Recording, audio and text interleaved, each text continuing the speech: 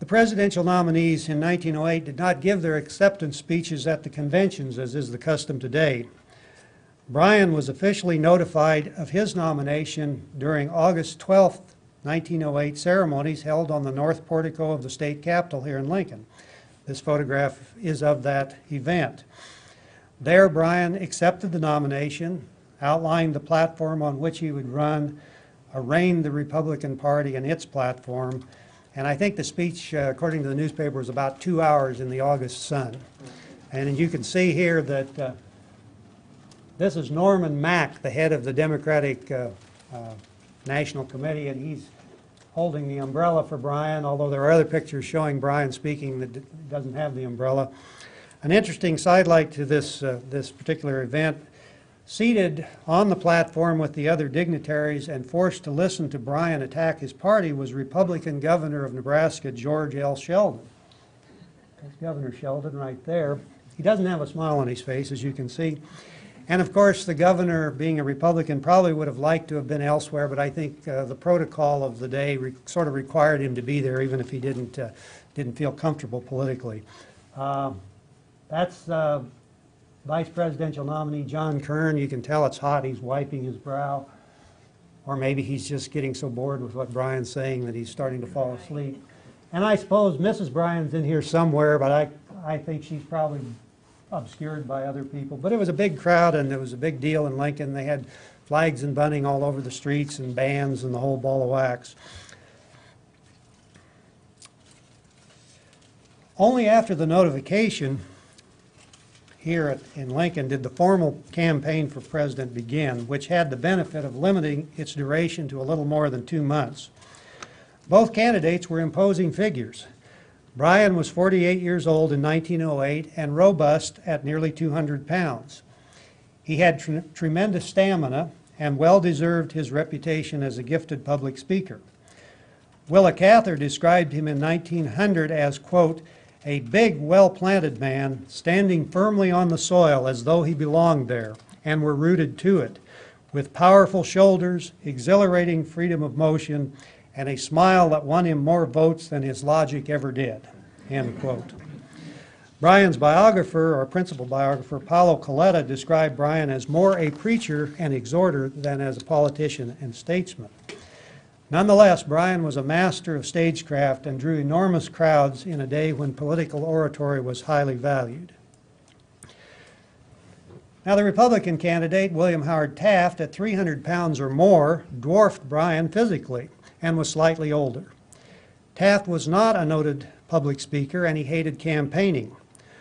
One account from the period described his personality as sluggish, attributed both to his weight and to his typical breakfast of a dozen eggs, a pound of bacon, and mounds of pancakes.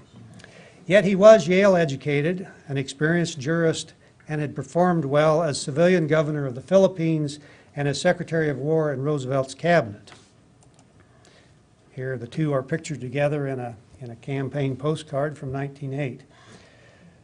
Despite any shortcomings that Taft may have had as a politician, Theodore Roosevelt believed he was the right man to carry on the progressive Republican program that had come to the fore during Roosevelt's presidency.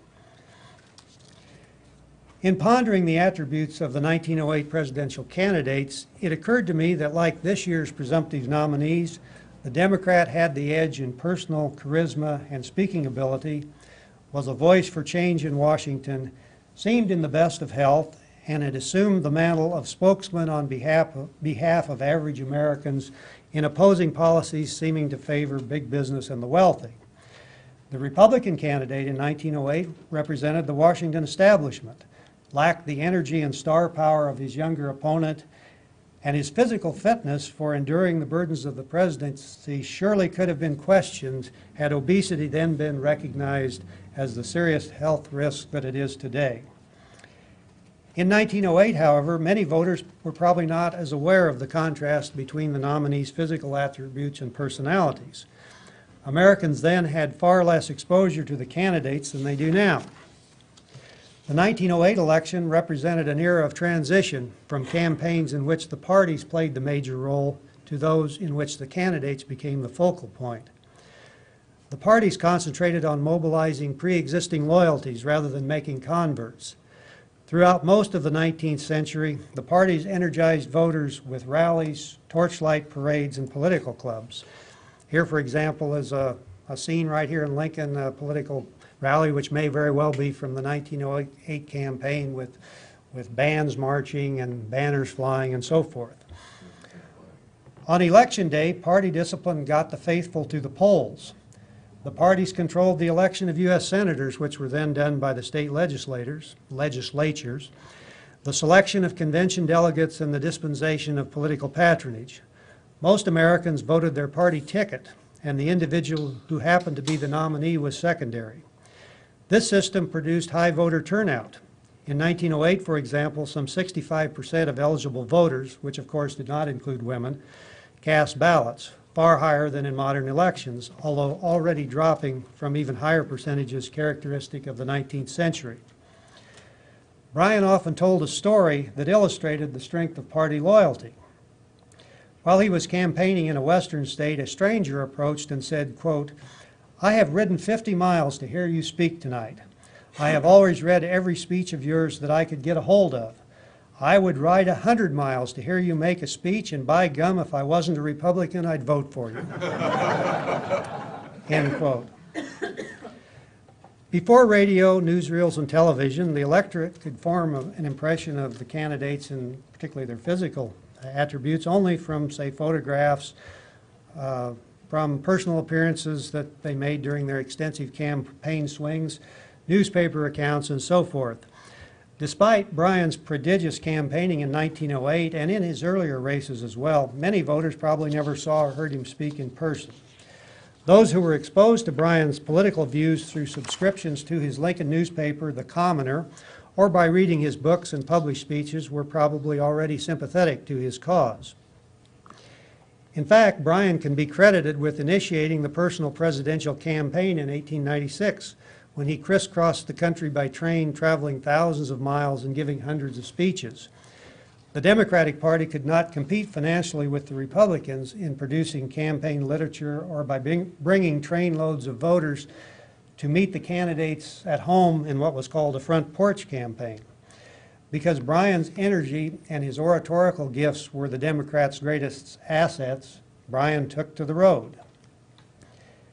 As progressive reforms such as primary elections, the initiative and referendum, civil service regulations, and direct election of senators began to weaken party control over the campaigns and over the post-election patronage in the early 20th century, the candidates became more important, along with the rise of special interest groups. New technology improved candidates' ability to deliver their message directly to the voters. A relatively modern phenomenon is the political debate. Although there were none in 1908, I have to think Bryan would have fared well in a face-to-face meeting with Taft. Lacking radio and television coverage, however, had such a debate been held, it likely would have done little to change voters' minds. Reading about a debate in the newspapers, which themselves in those days were certainly not necessarily objective, would have probably been a very poor substitute for hearing or seeing the candidates in action.